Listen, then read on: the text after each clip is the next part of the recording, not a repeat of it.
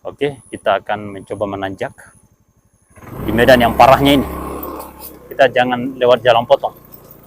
Coba kita lewat di medan yang parahnya. Apa kita bisa lewati atau tidak?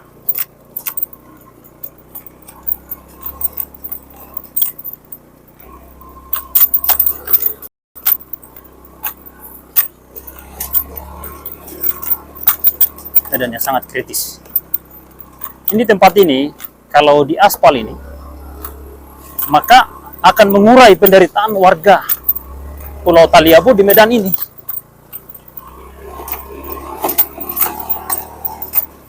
Ya, kita sudah lewati medan yang paling parah ini. Ada lagi yang parah sekali ini. Kita coba. Medannya ada batu-batuan.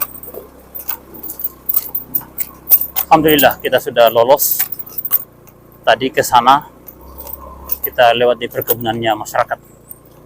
Ini saya coba lewat di jalan poros.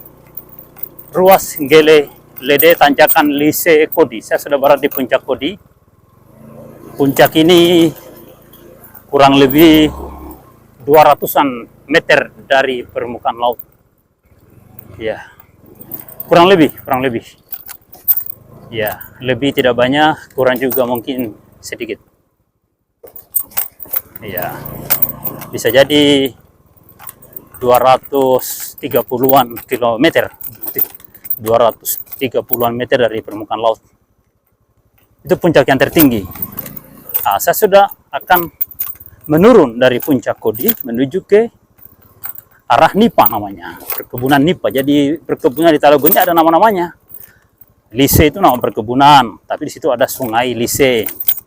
Nah, ini namanya Kodi, puncaknya Kodi. Nah, turun-turun ke sana, itu namanya Nipa. Ya, ini masih medan yang rata dulu, Ya, sebelum penurunan panjang kita akan melintas di medan yang ratanya dulu.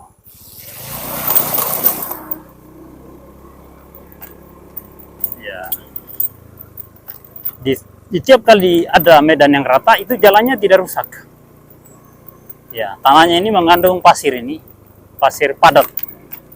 Ya, tidak tahu apa namanya ini, pasir yang ada campur tanah liatnya. Warnanya merah tanahnya. Nah, ini medan yang rata begini cukup di Damato, Greder, Walas, cukup. Nah, nanti di depan yang penurunan tajam itu baru mulai diaspal lagi. Tapi diiringi dengan got di sebelah kiri jalan, karena sebelah kirinya ada gunung.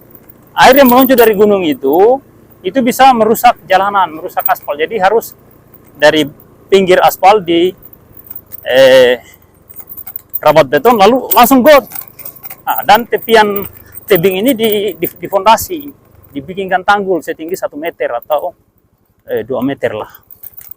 Seperti itu, agar air yang turun tadi tidak membawa material tanah dan batu yang masuk di badan jalan. Tujuannya seperti itu. Tidak perlu panjang, dari sini, dari tempat ini, dari penurunan ini sampai di tempat yang rata. Ini kurang lebih 1 kilometer paling jauh ini sudah selesai. Jadi kalau pemerintah daerah mau, biar cuma 2 kilometer pada ruas Ngelelede yang dibagi dari tanjakan Kodi ke Nipa, Nipa Kodi, ya kan? Tanjakan dari Nipa ke Kodi atau penurun dari Kodi ke Nipa, dan dari air Lise naik ke Telaga Biru. Cukup itu saja, palingan 2 kilometer selesai masalah ini. Penderitaan warga ini selesai. Ya. Kalau benar-benar mau ingin melayani rakyat, bukan memanfaatkan rakyat demi kepentingan kekuasaan dan kekayaan para oknum pejabat.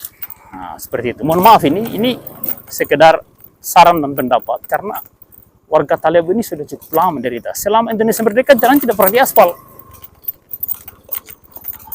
Malah justru di tahun 80-an, jalan ini masih bisa digunakan dengan baik karena dirawat oleh pihak perusahaan logging.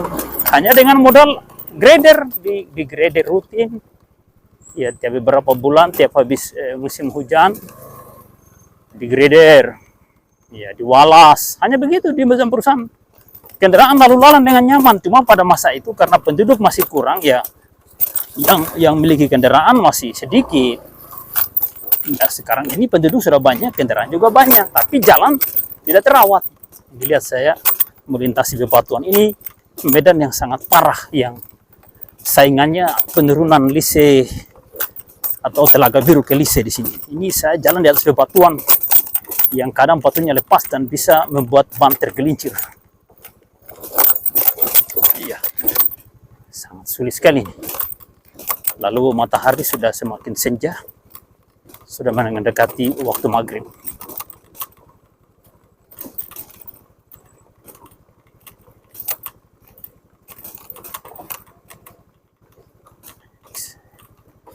Ini tempat yang sangat parah ini.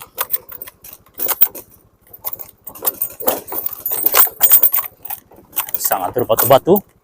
Nah, ini tempat ini yang saya maksud, tolong diaspal lah. Ini tanjakan ini nih. Ini penurunan Kodi ke Nipa ini. Ya, boleh jadi tempat ini sudah Nipa namanya ini. Yang tadi yang rata tadi itu yang namanya Kodi. Jadi hanya di Nipa ini saja yang diaspal ini, kurang lebih 1 kilometer saja ini. Yang kritisnya saja ini, ya, biar aspalnya putus-putus, dibagi di medan yang parah saja.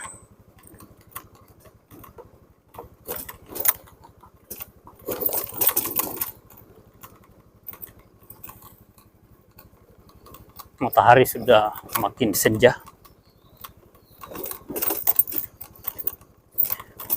Sudah 2 hari ini mataharinya cerah karena hembusan angin cukup baik sehingga tidak terjadi konsentrasi awan.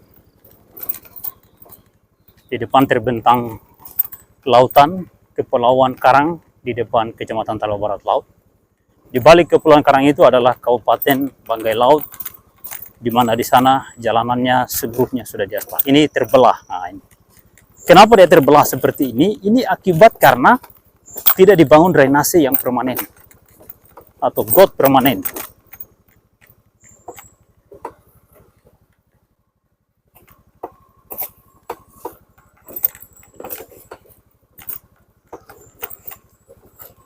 Ya, ini kita tidak bisa singgah, nanti di bawah kita singgah.